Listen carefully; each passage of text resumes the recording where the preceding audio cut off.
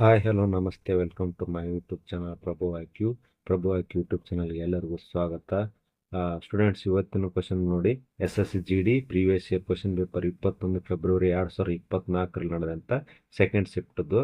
So ಎರಡನೇ ಭಾಗ ಮಾಡ್ತಾ ಇದ್ದೀವಿ. ಫಸ್ಟ್ ಪಾರ್ಟ್ ಆಲ್ರೆಡಿ ಇವಾಗ ನಾವು ಅಪ್ಲೋಡ್ ಮಾಡಿದ್ದೀನಿ. ಇದು ಎರಡನೇ ಭಾಗ 10 ಕ್ವಶನ್ಸ್ನ ಮ್ಯಾಥಮೆಟಿಕ್ಸ್ನ ಡಿಸ್ಕಷನ್ ಮಾಡ್ತಾ ಇದ್ದೀವಿ. ಸೊ ಪ್ಲೀಸ್ ಸ್ಟೂಡೆಂಟ್ಸ್ ಆದಷ್ಟು ಶೇರ್ ಮಾಡಿ, ಸಬ್ಸ್ಕ್ರೈಬ್ ಮಾಡಿ ಯೂಟ್ಯೂಬ್ ಚಾನಲ್ನ, ಮತ್ತು ಶೇರ್ ಮಾಡಿ, ಲೈಕ್ ಮಾಡಿ ಅಂತ ಹೇಳ್ತಾ ಇವಾಗ ಸ್ಟಾರ್ಟ್ ಮಾಡೋಣ. ಸೊ ಕ್ವಶನ್ ನೋಡಿ, ನೆಕ್ಸ್ಟ್ ಏನಿದೆ, ಎರಡು ಸಂಖ್ಯೆಗಳಿದ್ದು ಅವುಗಳಲ್ಲಿ ಮೊದಲ ಸಂಖ್ಯೆಯು ಎರಡನೇ ಸಂಖ್ಯೆಯ ಅರ್ಧದಷ್ಟಿರುತ್ತದೆ. ನೋಡಿ, ಒಂದು ವೇಳೆ ಅವುಗಳ ಸರಾಸರಿ 15 ಆಗಿದ್ದರೆ ಮೊದಲ ಸಂಖ್ಯೆ ಯಾವುದಾಗಿರುತ್ತದೆ ಅಂತ ಕ್ವಶನ್ ಕೇಳ.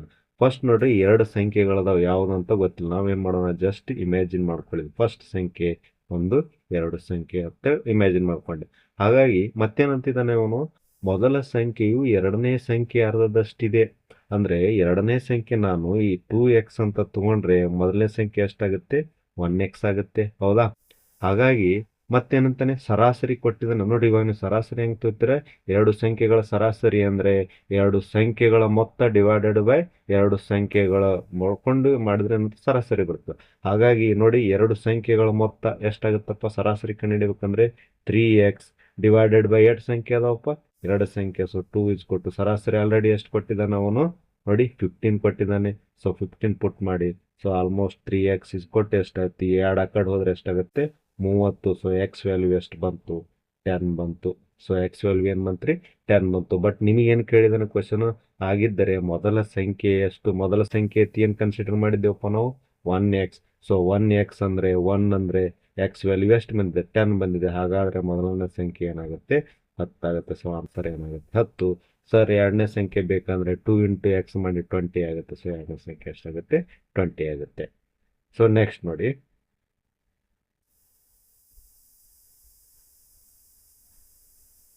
ಒಂದು ಮೇಜನ್ನು 11,480ಕ್ಕೆ ಮಾರಾಟ ಮಾಡಿದಾಗ 18% ನಷ್ಟವಾಗಿದೆ. ಆ ಮೇಜನ್ನು 15,540ಕ್ಕೆ ಮಾರಾಟ ಮಾಡಿದಾಗ ಆಗಬಹುದಾದ ಶೇಕಡಾವಾರು ಲಾಭ ಅಥವಾ ನಷ್ಟವನ್ನು ಲೆಕ್ಕ ಹಾಕಿ ಅಂತ ಇದೆ. ಇದು ನೋಡಿ ಸ್ಟೂಡೆಂಟ್ಸ್, ಪ್ರಾಫಿಟ್ ಅಂಡ್ ಲಾಸ್, ಲಾಭ ಮತ್ತು ಹಾನಿ ಮೇಲೆ ಬರುತ್ತೆ. ಓಕೆ, 18% ನಷ್ಟ ಹೆಂಗ್ ಬರ್ಕೋತೀರಾ, 18 ಡಿವೈಡೆಡ್ ಬೈ 100. ಹೌದಾ?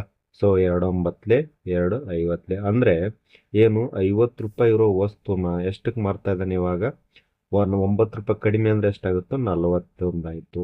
ಹೌದಾ? ಹಾಗಾದ್ರೆ ಇದೇನಾಯ್ತು, ಮಾರಿದ ಬೆಲೆ ಆಯ್ತು, ಇದೇನಾಯ್ತು, ಕೊಂಡ ಬೆಲೆ ಆಯ್ತು, CP. ಬಟ್ ಕ್ವಶನ್ ಅಲ್ಲಿ ನೋಡಿ ಸ್ಟೂಡೆಂಟ್ಸ್, ಎಷ್ಟು ಕೊಟ್ಟಿದ್ದಾನೆ, 11,480ಕ್ಕೆ ಮಾರಾಟ ಮಾಡಿದ್ದಾನೆ.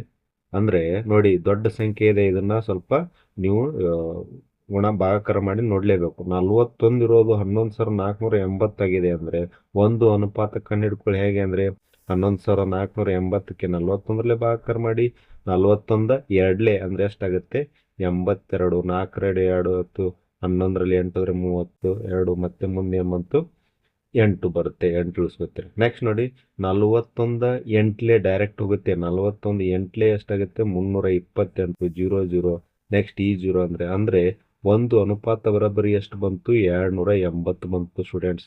ಹಾಗಾದ್ರೆ ಫಸ್ಟ್ ಏನ್ ಮಾಡ್ಕೊಡಿ, ನಾವೇನ್ ಕಂಡುಹಿಡ್ಕೋಬೇಕು, ಮೂಲ ಬೆಲೆ, ಅದರದ್ದು ಅಸಲು ಬೆಲೆನ ಕಂಡುಹಿಡ್ಕೋಬೇಕು. ಹಾಗಾಗಿ 50 ಇಂಟು ಇದಕ್ಕೂ ಸಮಾನವಾಗಿ ಇಂಟು ಮಾಡಿದ್ರೆ ಎಷ್ಟು ಬರುತ್ತೆ, 28. ಇಲ್ಲಿ ಎಷ್ಟಾಗುತ್ತೆ, 140. ಅದೇ ತರ ಹಾಗಾದ್ರೆ 14,000 ಏನು ಬಂತು, ಅದರ ಮೂಲ ಬೆಲೆ ಬಂತು.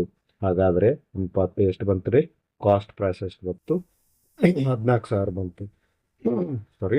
ನೆಕ್ಸ್ಟ್ ನೋಡಿ, ಬಟ್ 14,000 ಇರೋದು ಅವನೇನ್ ಹೇಳ್ತಿದ್ದಾನೆ, 11,480ಕ್ಕೆ ಮಾರಾಟ ಮಾಡಿದಾಗ 18% ನುಕ್ಸಾನ್ ಆಗ್ಯದ. ಬಟ್ ಆ ಮೇಜನ್ ಇವಾಗ ಏನ್ ಮಾಡ್ತದ, ನಾವು 15,540ಕ್ಕೆ ಮಾರಾಟ ಮಾಡಿದ್ರೆ ಎಷ್ಟು ಲಾಭ. ಫಸ್ಟ್ ಏನ್ ಬೇಕಾಗಿತ್ತು ನಮ್ಗೆ, CP ಬೇಕಾಯ್ತು. ಹಾಗಾಗಿ 14,000 CP ಸಿಕ್ತು. ಇವಾಗ 14,000 ರೂಪಾಯಿ CP ಇರೋದನ್ನ ಎಷ್ಟಕ್ಕೆ ಮಾರ್ತಾ ಇದ್ದಾನೆ, ಕೊಟ್ಟಿದ್ದಾನೆ ಇಲ್ಲಿ 15,540. ಅಂದ್ರೆ ಎಷ್ಟು ರೂಪಾಯಿ ಜಾಸ್ತಿ ಆಯ್ತು, 14,000 ಇರೋದು 15,540 ಅಂದ್ರೆ ಎಷ್ಟಾಗುತ್ತೆ, 1,540 ರೂಪಾಯಿ ಜಾಸ್ತಿ ಆಯ್ತು. ಬಟ್ ಇರೋದು ಎಷ್ಟು CP ಬೆಲೆ, 14,000 ಗುಣಾಕಾರ 100. ಹೌದಾ? ಹಾಗಾದ್ರೆ ಈ 2 0 ಹೋಯ್ತು, ಈ 2 0 ಹೋಯ್ತು, ಈ 0 ಹೋಯ್ತು, ಈ 0 ಹೋಯ್ತು. 14 ಒಂದಲೇ 14, ಇದರಲ್ಲಿ ಎಷ್ಟು ಉಳಿತು? 1, 14 ಒಂದಲೇ 14. ಹಾಗಾಗಿ ಎಷ್ಟು ಪರ್ಸೆಂಟ್ ಲಾಭ ಆಯ್ತಂದ್ರೆ 11% ಲಾಭ ಆಗುತ್ತೆ.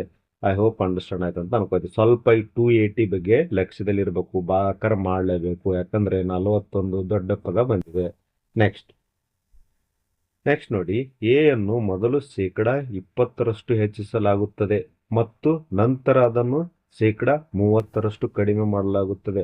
ಹಾಗಾದ್ರೆ ಎ ಯ ಅಂತಿಮ ಮೌಲ್ಯವು ಎ ಯ ಆರಂಭಿಕ ಮೌಲ್ಯದ ಎಷ್ಟು ಶೇಕಡ ಸಮ ಅಂತ ಕೇಳಿದ್ದಾರೆ. ನೋಡಿ, ಎ ಅನ್ನೋದೊಂದು ಮೊದಲು ಶೇಕಡ 20% ಹೆಚ್ಚಿಸಲಾಗಿದೆ. ಅಂದ್ರೆ ನೋಡಿ 20% ಇನ್ಕ್ರಿಮೆಂಟ್. ನೋಡಿ ಗೊತ್ತಿರ್ಬೇಕು ನಿಮಗೆ. ಅಂದ್ರೆ 100 ರೂಪಾಯಿ ಇರೋ ವಸ್ತುನ 120 ಮಾರಿದಾರೆ. ಅದು ಕಡ್ತಾ ನೋಡಿ 2 5 2 6 ಅಂದ್ರೆ 5 ಇರೋದನ್ನ 6 ಮಾಡಿದ್ದಾರೆ. ಹೌದಾ? ಅಂದ್ರೆ ನೋಡಿ ನಾನು ಇಲ್ಲಿ ಬರ್ಕೋತೀನಿ, 5 ಇರೋದನ್ನ 6 ಆಯ್ತು. ಮುಂಚೆ 5 ಇತ್ತು, ಇವಾಗ 20% ಇನ್ಕ್ರೀಸ್ ಆದ್ಮೇಲೆ 6 ಆಯ್ತು.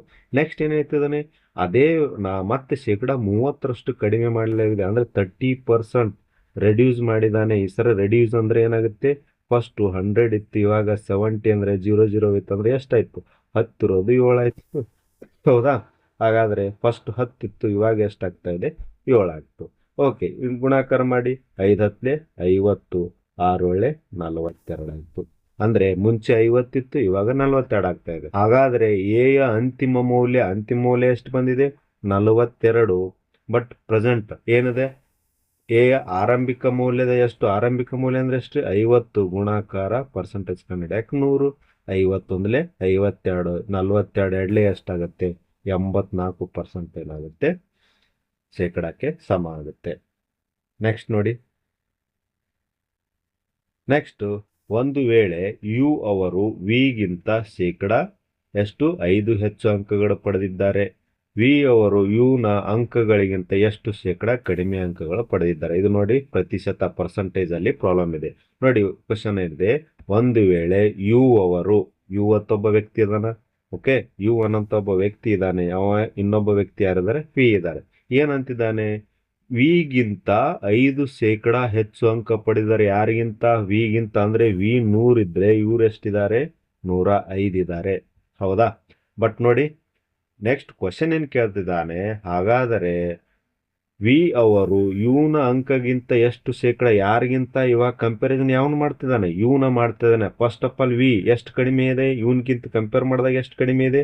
5 ಅಂಕ. ಬಟ್ ಯಾರನ್ನ ಕಂಪ್ಯಾರಿಸನ್ ಮಾಡ್ತಿರೋದು ಇವಾಗ? ಯುಗಿಂತ ಎಷ್ಟು ಶೇಕಡ? ಯುದ್ ನೋಡಿ ಬೆಲೆ 105 ಇದೆ ಇಂಟು 100. ನೋಡಿ 5 ಒಂದಲೇ 5 21. ನೋಡಿ 100ಕ್ಕೆ 21 ಭಾಗಾಕಾರ ಮಾಡಬೇಕು. 21 21 ಭಾಗಾಕಾರ ಮಾಡಿ. ನಾನು ಇಲ್ಲಿ ನೋಡ್ತೀನಿ, 100ಕ್ಕೆ 21 21 ಎಷ್ಟಲೇ ಮಾಡ್ತಾರೆ? 21 4 ಎಷ್ಟಾಗುತ್ತೆ? 84. 10ರಲ್ಲಿ 4 ಹೋದ್ರೆ 6. ನೋಡಿ 10ರಲ್ಲಿ 9 16 ಬಂತು. ನೆಕ್ಸ್ಟ್ ನೋಡಿ ಪಾಯಿಂಟ್ ಕೊಟ್ಟು 0 ತಗೋತೀರಾ. ನೆಕ್ಸ್ಟ್ 21 7. ನೋಡಿ ಆಪ್ಷನ್ ಅಲ್ಲಿ ಬೇಕಿದ್ರೆ ಮುಂದೆ ಮಾಡೋ ಅವಶ್ಯಕತೆನೇ ಇಲ್ಲ. 4.7 ಇರೋದೇ ಒಂದೇ ಆಪ್ಷನ್ 4. ಹಾಗಾಗಿ ಆನ್ಸರ್ ಏನಾಗುತ್ತೆ? 4.7. ಬೇಕಿದ್ರೆ ಮಾಡಿ. 21 7 ಎಷ್ಟಾಗುತ್ತೆ? 7 1 7, 7 2 14, 147 ಆಗುತ್ತೆ. ಇದರ ಅವಶ್ಯಕತೆನೂ ಬೇಕಾಗಿಲ್ಲ, ಯಾಕಂದ್ರೆ ಆಪ್ಷನ್ ಅಲ್ಲಿ ನಿಮಗೆ 4 ಪಾಯಿಂಟ್ ಕೊಟ್ಟಿದ್ದಾರೆ. ಸೊ ಹಾಗಾಗಿ ಆನ್ಸರ್ ಏನಾಗುತ್ತೆ? 4.7. ನೆಕ್ಸ್ಟ್ ನೋಡಿ ಸ್ಟೂಡೆಂಟ್ಸ್, 4 ಸಂಖ್ಯೆಗಳ ಸರಾಸರಿ 24. ಮೊದಲ 2 ಸಂಖ್ಯೆಗಳ ಸರಾಸರಿಯು ಕೊನೆಯ 2 ಸಂಖ್ಯೆಗಳ ಸರಾಸರಿಯ 2 ಪಟ್ಟು ಆಗಿದೆ. ಹಾಗಾದರೆ ಕೊನೆಯ 2 ಸಂಖ್ಯೆಗಳ ಮೊತ್ತ ಎಷ್ಟು? ಸರಾಸರಿ ಮೇಲೆ ಇದೆ ಪ್ರಾಬ್ಲಮ್. ನೋಡಿ 4 ಸಂಖ್ಯೆಗಳಿದಾವೆ, ಯಾವುದಂತ ಕೊಟ್ಟಿಲ್ಲ. ನಾನೇನ್ ಮಾಡ್ತೀನಿ, ಇಮ್ಯಾಜಿನ್ ಮಾಡ್ಕೊಳ್ಳಿ. 1 ಸಂಖ್ಯೆ, 2 ಸಂಖ್ಯೆ, 3 ಮತ್ತು 4 ರೋಮನ್ ಅಂಕಿಗಳನ್ನ ತಗೊಂಡಿದ್ದೀನಿ. ಸೊ 4 ಸಂಖ್ಯೆಗಳದಾವೆ. ಅದರಲ್ಲಿ ಏನ್ ಹೇಳ್ತಿದ್ದಾನೆ? 4 ಸಂಖ್ಯೆಗಳ ಸರಾಸರಿ 24. ಫಸ್ಟ್ ಏನ್ ಮಾಡಿ, ಟೋಟಲ್ ನೋಡಿ ಟೋಟಲ್ ಕಂಡು ಹಿಡ್ಕೊಳ್ಳಿ, ಒಟ್ಟು ಮೊತ್ತ. ಸೊ 24 ಸರಾಸರಿ, ಪ್ರತಿಯೊಂದು ಸರಾಸರಿ 24 ಎಷ್ಟು? 4 ಸಂಖ್ಯೆಗಳಂದ್ರೆ 24 ಇಂಟು 4 ಮಾಡಿ ಒಟ್ಟು ಮೊತ್ತ ಕಂಡು ಹಿಡ್ಕೊಳ್ಳಿ. 4 4 16, 4 8 ಅಂದ್ರೆ 96 ಬತ್ತು. ಅಂದ್ರೆ ಒಟ್ಟು 4 ಸಂಖ್ಯೆಗಳ ಮೊತ್ತ ಎಷ್ಟು ಬತ್ತು? 96. ನೆಕ್ಸ್ಟ್ ಏನ್ ಕೇಳ್ತಿದ್ದಾನೆ? ಮೊದಲ 2 ಸಂಖ್ಯೆಗಳ ಸರಾಸರಿ, ಅಂದ್ರೆ ಈ 2 ಸಂಖ್ಯೆಗಳ ಸರಾಸರಿ ಕೊನೆಯ 2 ಸಂಖ್ಯೆಗಳ ಸರಾಸರಿ 2 ಪಟ್ಟಿದೆ. ಅನುಪಾತ ಕೊಟ್ಟಿದ್ದಾನೆ. ಇದು ಅಂದ್ರೆ ಈ ಕೊನೆಯ 2 ಸಂಖ್ಯೆಗಳ 2 ಪಟ್ಟು ಯಾವ್ದ? ಮೊದಲ 2 ಸಂಖ್ಯೆ. ಓಕೆ, ಅನುಪಾತ ಬಂತು. ಇವಾಗ ನೋಡಿ ಟೋಟಲ್ ಮೊತ್ತ ಎಷ್ಟು ಕೊಟ್ಟಿದ್ದಾನೆ? 96 ಬಂದಿದೆ. ಸೊ ಹಾಗಾಗಿ 3 ಅನುಪಾತ ಬರೋಬ್ಬರಿ 96 ಅಂದ್ರೆ ಎಷ್ಟು ಗುಣಾಕಾರ ಮಾಡಿದಾನೆ? 3 ಮೂರ್ಲೆ 9, 3 ಎರಡ್ಲೆ ಅಂದ್ರೆ 1 ಅನುಪಾತ ಎಷ್ಟು ಬಂತು? 32 ಬಂತು. ಬಟ್ ನಿಮ್ಮ ಕ್ವಶನ್ ಅಲ್ಲಿ ಏನ್ ಕೇಳ್ತಾನೆ? ಹಾಗಾದ್ರೆ ಕೊನೆ ಎರಡು ಸಂಖ್ಯೆಗಳ ಮೊತ್ತ ಅನುಪಾತ ಎಷ್ಟಪ್ಪ? 1 ಇದೆ ಅಂದ್ರೆ 1 ಅನುಪಾತ ಬರೋಬ್ಬರಿ 32 ಅಂದ್ರೆ ಆನ್ಸರ್ ಏನಾಗುತ್ತೆ? 32 ಆಗುತ್ತೆ. ನೆಕ್ಸ್ಟ್ ನೋಡಿ, ಒಂದು ವೇಳೆ 5 ಅಂಗಿಗಳ ಅಸಲು ಬೆಲೆಯು 3 ಅಂಗಿಗಳ ಮಾರಾಟ ಬೆಲೆಗೆ ಸಮನಾಗಿದ್ದರೆ ಶೇಕಡಾವಾರು ಲಾಭವನ್ನು ಕಂಡುಹಿಡಿಯಿರಿ. ತುಂಬಾ ಈಸಿ ಕ್ವಶನ್ ಇದೆ, ಇದರಲ್ಲಿ ಏನಿಲ್ಲ. 5 ಅಂಗಿಗಳ ಅಸಲು ಬೆಲೆ ಅಂದ್ರೆ ಏನಾಗುತ್ತೆ? CP ಈಕ್ವಲ್ ಟು 3 ಅಂಗಿಗಳ ಮಾರಿದ ಬೆಲೆ ಅಂದ್ರೆ SP. ಹೌದಾ? ಸೊ 5 ಅಂಗಿಗಳ ಕೊಂಡ ಬೆಲೆ ಅಂದ್ರೆ CP, 3 ಅಂಗಿಗಳ ಮಾರಿದ ಬೆಲೆ ಅಂದ್ರೆ SP ಗೆ ಸಮ ಅಂತ ನಡ್ಬರ್ಕ್ ನಾವೇನ್ ತಗೊಂಡಿನಿ? ಈಕ್ವಲ್ ಟು ಸೈನ್ ತಗೊಂಡಿನಿ. ಸಿಂಪಲ್ ಇವಾಗ ಏನ್ ಮಾಡ್ರಿ? CP SP ಒಂದ್ ಸೈಡ್ ಮಾಡ್ಕೊಳ್ಳಿ, ಸಂಖ್ಯೆಗಳನ್ನ ಒಂದ್ ಸೈಡ್ ಮಾಡ್ಕೊಳ್ಳಿ. ಇವಾಗ ನಾ SP ಈ ಸೈಡ್ ಬಂದ್ರೆ ಏನಾಗುತ್ತೆ? ಡಿವೈಡೆಡ್ ಬೈ ಆಗುತ್ತೆ. ಸೊ ಈ 5 ಈ ಕಡೆ ಬಂದ್ರೆ ಡಿವೈಡ್ ಆಗುತ್ತೆ. ಸೊ ನೋಡಿ, ಯೋಚನೆ ಮಾಡಿ, 3 ಇರೋದನ್ನ 5 ರೂಪಾಯಿಗೆ ಮಾರಿದಾನ ಅಂದ್ರೆ ಎಷ್ಟು ರೂಪಾಯಿ ಲಾಭನಲ್ಲಿದ್ದಾನೆ? 2 ರೂಪಾಯಿ ಲಾಭದಲ್ಲಿದ್ದಾನೆ. ಡಿವೈಡೆಡ್ ಬೈ ಯಾವಾಗಲೂ ಏನ್ ತಗೋಬೇಕು? CP ತಗೋಬೇಕು, ಗುಣಾಕಾರ 100. ಓಕೆ, ಹಾಗಾಗಿ ನೋಡಿ 200 ಡಿವೈಡೆಡ್ ಬೈ 3 ಮಾಡಿ 200ಕ್ಕೆ 3ಲೆ ಭಾಗಾಕಾರ ಮಾಡಿ ಆನ್ಸರ್ ಬಂದ್ಬಿಡುತ್ತೆ. 3 6ಲೆ 18, ಎಷ್ಟು ಉಳಿತು? 2, ಮತ್ತೆ 3 6ಲೆ 18. ಸೊ ಅಫ್ಕೋರ್ಸ್ ಆನ್ಸರ್ ಏನ್ ಬರುತ್ತೆ? 66.66. ಆಪ್ಷನ್ ನೋಡೋ ಅವಶ್ಯಕತೆನೇ ಇಲ್ಲ, ಪಾಯಿಂಟ್ ಅಲ್ಲಿ ಮಾಡೋ ಅವಶ್ಯಕತೆ ಇಲ್ಲ. ಸಿಕ್ಬಿಡ್ತು 66 ಅಂದ್ರೆ ಆನ್ಸರ್ ಏನ್ ಬರುತ್ತೆ? 66.66. ನೆಕ್ಸ್ಟ್, ರೂಪಾಯಿ 22,000 ಮೊತ್ತದ ಮೇಲೆ 2 ವರ್ಷಗಳಿಗೆ ದೊರೆತ ಚಕ್ರ ಬಡ್ಡಿ ಅರ್ಧ ವಾರ್ಷಿಕ ಅಂತ ಮೆನ್ಷನ್ ಮಾಡಿದಾನೆ. ಎಷ್ಟಾಗಿದೆ ಅಂದ್ರೆ 10,710.2 ಪೈಸೆ ಆಗಿದೆ. ಹಾಗಾದ್ರೆ ವಾರ್ಷಿಕ ಬಡ್ಡಿ ದರ ಎಷ್ಟು? ಚಕ್ರ ಬಡ್ಡಿ ಪ್ರಾಬ್ಲಮ್ ಇದೆ, ಮತ್ತೆ ಅದ್ರ ಜೊತೆಗೆ ಅರ್ಧ ವಾರ್ಷಿಕ ಕೂಡ ಇದೆ. ಸೊ ಲಕ್ಷ್ಯ ಇಟ್ಕೊಳ್ಳಿ, ಈ ತರ ಕ್ವಶನ್ಗಳಿಗೆ ಏನ್ ಮಾಡ್ಬೇಕು? ಫಸ್ಟ್ ಏನ್ ಡಿಸೈಡ್ ಮಾಡ್ಬೇಕು ನೋಡಿ. 2 ವರ್ಷ ಏನ್ ಕೊಟ್ಟಿದ್ದಾನೆ ಸಮಯ? 2 ವರ್ಷ. 2 ವರ್ಷ ಅಂದ್ರೆ ನೋಡಿ, ಅರ್ಧ ವಾರ್ಷಿಕವಾಗಿ ಲೆಕ್ಕ ಹಾಕ್ಬೇಕಂತಿದ್ದಾನೆ. ಅರ್ಧ ವಾರ್ಷಿಕ ಅಂದ್ರೆ 2 ವರ್ಷಕ್ಕೆ 6 ತಿಂಗಳಂದ್ರೆ ಎಷ್ಟು ಕಟ್ಟದಂಗ ಆಗುತ್ತಪ್ಪ ಅಮೌಂಟು? 6 ತಿಂಗಳಂದ್ರೆ ಆಕ್ಚುಲಿ 2 ವರ್ಷನ ಎಷ್ಟು 4 ವರ್ಷ ಆದಂಗ ಆಯ್ತು. ಅಂದ್ರೆ 4 ಇಯರ್ಸ್ ಕಟ್ಟದ 4 ಕಂತುಗಳನ್ನ ಕಟ್ಟದಂಗ ಆಯ್ತು. ಹಾಗಾಗಿ ನಾನು ನಿಮ್ಗೆ ಆಲ್ರೆಡಿ ನಾನು ಕಂಪೌಂಡ್ ಇಂಟ್ರೆಸ್ಟ್ ಅಲ್ಲಿ ಹೆಂಗ್ ಮಾಡ್ಬೇಕಂತ ಹೇಳಿದೀನಿ. ರೇಟ್ ಕೇಳಿದಾಗ ವರ್ಗಮೂಲ, ಘನಮೂಲ ಮತ್ತು ಫೋರ್ತ್ ರೂಟ್ ಕಂಡುಹಿಡಿಬೇಕಾಗತ್ತೆ. ಅದ ಆಟೋಮೆಟಿಕ್ ಆಗಿ ಆನ್ಸರ್ ಬರುತ್ತೆ. ಯಾವ ತರ ಮಾಡ್ಬೇಕು ಇವಾಗ ಅಂಡರ್ಸ್ಟ್ಯಾಂಡ್ ಆಯ್ತಲ್ಲ. 2 ವರ್ಷ ಅಂದ್ರೆ ನಾವು 4 ವರ್ಷ, ಯಾಕಂದ್ರೆ ಅರ್ಧ ವಾರ್ಷಿಕ ಅಂದ್ರೆ ಪ್ರತಿ ವರ್ಷದಲ್ಲಿ 2 ಕಂತು ಆದ್ರೆ ಎಷ್ಟಾಗುತ್ತೆ? 4 ಕಂತಾಯ್ತು. ಸೊ ಇದನ್ನ ತಲೆಯಲ್ಲಿ ಇಟ್ಕೊಳ್ಳಿ. ನೆಕ್ಸ್ಟ್ ನೋಡಿ ಸರ್, ಈಗ ನೋಡಿ ಎಷ್ಟು 22,000 ರೂಪಾಯಿ ಮೊತ್ತ ಇದೆ. ಓಕೆ, ಬಡ್ಡಿ ಎಷ್ಟಾಗಿದಪ್ಪ? 10,210 ರೂಪಾಯಿ ಬಡ್ಡಿ ಆಗಿದೆ. ಹಂಗಂದ್ರೆ ನಾನೇನ್ ಮಾಡ್ತೀನಿ, ಇದಕ್ಕೆ 10,210 ಕೂಡಿಸ್ಕೊಂಡು ನೋಡಿ, ಅಂದ್ರೆ ಬಡ್ಡಿ ಜೊತೆಗೆ ಅಸಲು ಕೂಡಿಸಿ ಅಂದ್ರೆ ಅಮೌಂಟ್ ಎಷ್ಟಾಗುತ್ತೆ ಅಂದ್ರೆ ಎಷ್ಟು?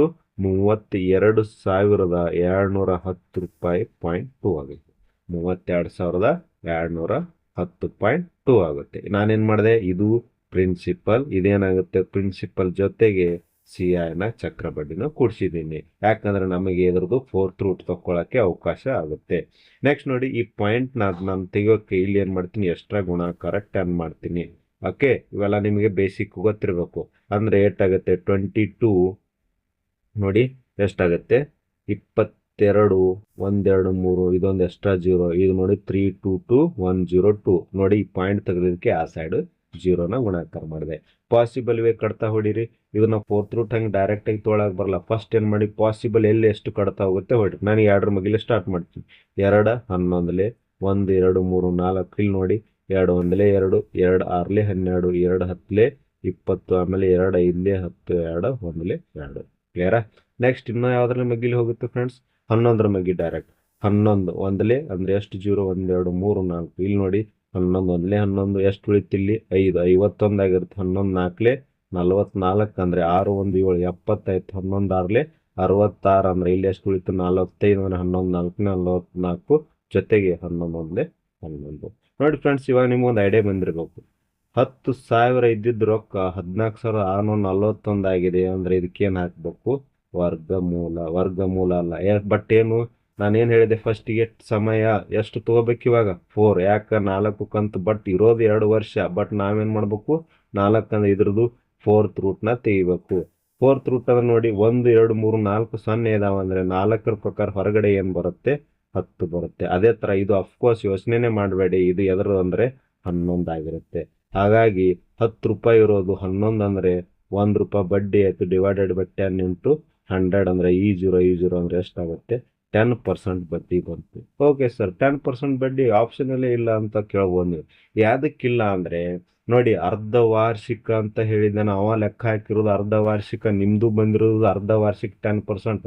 ಬಟ್ ನಮಗೇನ್ ಕೇಳಿದಾನೆ, ಹಾಗಾದರೆ ವಾರ್ಷಿಕ ಬಡ್ಡಿ ದರ ಕೇಳಿದಾನೆ. ನೀವು ಕಂಡಿಡಿದಿರೋದು 6 ತಿಂಗಳ ಬಡ್ಡಿ, ಇದು ವಾರ್ಷಿಕ ಬಡ್ಡಿ ಅಂದ್ರೆ ಇದನ್ನ ಡಬಲ್ ಮಾಡಿ, ಹಾಗಾಗಿ ಎಷ್ಟಾಗುತ್ತೆ 20%. Right answer. ಸ್ವಲ್ಪ ತಲೆಯಲ್ಲಿ ಇಟ್ಕೋಬೇಕು. ನೆಕ್ಸ್ಟ್ 18 ಕ್ವಶನ್ ನೋಡಿ, ಬೋರ್ಡ್ ಮಾಸ್ ರೂಲ್ ಮೇಲಿದೆ. ಸಿಂಪಲ್ ಕ್ವಶನ್ ಇದೆ. 42 plus 43 minus 6 of 4 into 45 divided by 7 minus 2. First ನೋಡಿ ಸಿಂಪಲ್. ಫಸ್ಟ್ ಏನು ಬ್ರಾಕೆಟ್ನ ಸಾಲ್ವ್ ಮಾಡಬೇಕು. 42 ಪ್ಲಸ್ 43 ಮೈನಸ್ 6 ಆಫ್ 4 ಗುಣಾಕಾರ 45 ಭಾಗಾಕಾರ. ನೋಡಿ 7ರಲ್ಲಿ 2 ಹೋದ್ರೆ ಎಷ್ಟು ಬರುತ್ತೆ 5 ಬರುತ್ತೆ. ಕ್ಲಿಯರಾ? ನೆಕ್ಸ್ಟ್ ನೋಡಿ 42 ಪ್ಲಸ್ 43 ಮೈನಸ್ 6 ಆಫ್ 4. ನೋಡಿ 45ಕ್ಕೆ 5ರಲ್ಲಿ ಭಾಗಾಕಾರ ಮಾಡಿ ಎಷ್ಟಾಗುತ್ತೆ 5 9 45. ಹೌದಾ? ನೆಕ್ಸ್ಟ್ ನೋಡಿ 42 ಪ್ಲಸ್ 43 ಮೈನಸ್ 6 4 ಎಷ್ಟಪ್ಪ 24 ಗುಣಾಕಾರ 9. ಹೌದಾ? ನೆಕ್ಸ್ಟ್ ನೋಡಿ ಏನ್ ಮಾಡ್ಬೇಕು, ಗುಣಾಕಾರ ಮಾಡ್ಬೇಕು. 24ಕ್ಕೆ 9 9 4 36 9 2 18 3 ಎಷ್ಟಾಗುತ್ತೆ 21. ಇದೆಷ್ಟು ಬಂತು -216. ಇಲ್ಲೇನು ನೋಡಿ 42ರಲ್ಲಿ 43 ಕೂಡಿಸಿ ಎಷ್ಟಾಗುತ್ತೆ 85 ಆಗುತ್ತೆ. ಸೊ ಹಾಗಾಗಿ 216 ಒಳಗಡೆ 85 ಕಳಿಬೇಕು. ಯಾಕಂದ್ರೆ ಚಿಕ್ಕ ಸಂಖ್ಯೆಯಲ್ಲಿ ದೊಡ್ಡ ಸಂಖ್ಯೆಯನ್ನು ಕಳಿತಾ ಇದ್ದೀರಾ. ಹಾಗಾಗಿ ನೋಡಿ ಆಟೋಮೆಟಿಕ್ ಆನ್ಸರ್ ಅಂತ ಹೇಳಿದ್ರೆ ಇರಬೇಕು ಮೈನಸ್ ಇರಬೇಕು. ಹಾಗಾಗಿ 216ರಲ್ಲಿ 85 ಕಳೆದ್ರೆ ಆನ್ಸರ್ ಏನಾಗುತ್ತೆ 131. ಬಟ್ ಮೈನಸ್ ಅಲ್ಲಿ ಯಾಕೆ ಬರುತ್ತೆ ಅಂದ್ರೆ ಚಿಕ್ಕ ಸಂಖ್ಯೆಯಲ್ಲಿ ದೊಡ್ಡ ಸಂಖ್ಯೆಯನ್ನು ಕಳಿತಾ ಇದ್ದೀರಾ. ನೆಕ್ಸ್ಟ್ ನೋಡಿ ಸ್ಟೂಡೆಂಟ್ಸ್, ಒಂದು ವೇಳೆ ಎಯು 4/5 ಮೌಲ್ಯವು ಬಿ ಯ 2/5 ಮೌಲ್ಯಕ್ಕೆ ಸಮನಾಗಿದ್ದರೆ ಎ ಅನುಪಾತ ಬಿ ಯ ಮೌಲ್ಯವನ್ನು ಕಂಡುಹಿಡಿಯಿರಿ ಅಂದಾನೆ. ನೋಡಿ ಸ್ಟೂಡೆಂಟ್ಸ್, ಏನಿದೆ ಸಿಂಪಲ್. ಎ ಯ 4/5 ಮೌಲ್ಯವು 4/5 of a 4/5 of a equal to ಏನಂತಿದ್ದಾನೆ 2/5 ಆಫ್ ಬಿ ಅಂತಿದ್ದಾನೆ. ಸಿಂಪಲ್. ಏನು ಅನುಪಾತ ಕಂಡುಹಿಡಿಯ ಅಂತಿದ್ದಾನೆ. ನಾನೇನ್ ಮಾಡ್ತೀನಿ, ಲೆಟರ್ಸ್ ಒಂದ್ ಸೈಡ್ ಮಾಡ್ಕೊಳ್ಳಿ, ಇದೇನಿದೆ ಇಲ್ಲ ಸಂಖ್ಯೆಗಳನ್ನ ಒಂದ್ ಸೈಡ್ ಮಾಡ್ಕೊಳ್ಳಿ. ಈ ಬಿ ಈ ಸೈಡ್ ಬಂದ್ರೆ ಏನಾಗುತ್ತೆ ಡಿವೈಡೆಡ್ ಬೈ ಆಗುತ್ತೆ A by B equal to. So 2/5 already ಇದೆ. ಇದು ಈ ಸೈಡ್ 4/5 ಆ ಕಡೆ ಹೋದ್ರೆ ಏನಾಗುತ್ತೆ ಉಲ್ಟಾ ಆಗುತ್ತೆ 5/4 ಆಗುತ್ತೆ. ನೋಡಿ ಈ 5 ಹೋಯ್ತು, ಈ 5 ಹೋಯ್ತು, 2 ಒಂದ್ಲೆ 2 2 ಅಂದ್ರೆ ಎಷ್ಟು ಬಂತು 1/2. ಅಂದ್ರೆ ಎ ಅನುಪಾತ ಬಿ ಅಂದ್ರೆ ಎಷ್ಟಾಗುತ್ತೆ 1/2. ಸೊ ಆನ್ಸರ್ ಏನ್ ಬರುತ್ತೆ 1/2. ಸೊ ನೋಡಿ ಕೊನೆಯ ಕ್ವಶನ್ ನೋಡಿ, ಇದನ್ನು ಬೋರ್ಡ್ ಮಾಸ್ ಮೇಲಿದೆ. 4400 ಮೈನಸ್ ಬ್ರಾಕೆಟ್ ಅಲ್ಲಿ ಏನಿದೆ 32,000 ಡಿವೈಡೆಡ್ ಬೈ 16 ಪ್ಲಸ್ 32 ಇಂಟು 4 ಇದೆ. ನೋಡಿ 16 ಒಂದ್ಲೆ 16 2 32 ಅಂದ್ರೆ 200 ಆಯ್ತು. 4400 ಮೈನಸ್ 200 ಪ್ಲಸ್ 32ಕ್ಕೆ 4 ಗುಣಾಕಾರ ಮಾಡಿ 4 2 8 4 3 12 128 ಆಯ್ತು. ನೆಕ್ಸ್ಟ್ ಏನ್ ಮಾಡ್ಬೇಕು ನೋಡಿ ಸ್ಟೂಡೆಂಟ್ಸ್, ಇದರಿಂದ ಏನು ಇಲ್ಲ ಅಂದ್ರೆ ಪ್ಲಸ್ ಇರುತ್ತೆ. ಫಸ್ಟ್ ಇವ್ಕನ್ನ 2 ಕೂಡಿಸ್ಕೊಳ್ಳಿ. 4400 ಒಳಗೆ 128 ಅಂದ್ರೆ 4528 ಆಯ್ತು. ಕೊನೆಯದಾಗಿ -200 ಮಾಡಬೇಕು. 4528ರಲ್ಲಿ 200 ಕಳೆದ್ರೆ 4328 ಬರುತ್ತೆ. ಸೊ ಆನ್ಸರ್ ಏನು ಬರುತ್ತೆ 4328. ಸೊ ಐ ಹೋಪ್ ನಿಮ್ಗೆಲ್ಲರಿಗೂ ಇಷ್ಟ ಆಯ್ತು ಅಂತ ಅನ್ಕೋತೀನಿ. 20 ಕ್ವಶನ್ಗಳನ್ನ ಡಿಸ್ಕಷನ್ ಮಾಡಿದ್ದೀನಿ. ಇನ್ನೂ ಯಾರು ಫಸ್ಟ್ ಪಾರ್ಟ್ನ ನೋಡಿಲ್ಲ, ಇದ್ರ ಹಿಂದೆ ಡಿಸ್ಕ್ರಿಪ್ಷನ್ ಅಲ್ಲಿ ಲಿಂಕ್ ಇರುತ್ತೆ. ಫಸ್ಟ್ 10 ಕ್ವಶನ್ ಡಿಸ್ಕಷನ್ ಮಾಡಿದ್ದೀವಿ. ಯಾವಾಗಂದ್ರೆ ಫೆಬ್ರವರಿ 21ನೇ ತಾರೀಕು ನಡೆದಂತ ಸೆಕೆಂಡ್ ಶಿಫ್ಟ್. ಇದೇನಿದೆ ಪಾರ್ಟ್ 2 ಭಾಗ 2 ಮಾಡ್ತಾ ಇದೀವಿ. ಯಾಕಂದ್ರೆ 10 ಕ್ವಶನ್ ಡಿಸ್ಕಷನ್ ಮಾಡಿದ್ದೀನಿ. ಆ ಹೋಪ್ ಎಲ್ಲರಿಗೂ ಕ್ಲಿಯರ್ ಆಯ್ತು ಅಂತ ಅನ್ಕೋತೀನಿ. ಇದೇ ತರ ನೋಡಿ ನೆಕ್ಸ್ಟ್ ನಾನು ಗ್ರೂಪ್ ಡಿ ಮತ್ತು ಅಗ್ನಿವೀರ ಕ್ವಶನ್ಸ್ ಪೇಪರ್ಗಳು ಸಹಿತ ನಾನು ಸಾಲ್ವ್ ಮಾಡ್ತಾ ಇದ್ದೀನಿ, ಮಾಡ್ಬೇಕಂತ ಪ್ಲಾನ್ ಮಾಡಿದ್ದೀನಿ. ಇದೇ ತರ ಸಪೋರ್ಟ್ ಮಾಡಿ, ಲೈಕ್ ಮಾಡಿ, ಶೇರ್ ಮಾಡಿ ಮತ್ತು ಸಬ್ಸ್ಕ್ರೈಬ್ ಮಾಡಿ. ಆದಷ್ಟು ಎಲ್ಲರಿಗೂ ನಿಮ್ಮ ಸ್ನೇಹಿತರಿಗೆ ಶೇರ್ ಮಾಡಿ. ಇಷ್ಟ ಆದರೆ ದಯವಿಟ್ಟು ಲೈಕ್ ಮಾಡಿ.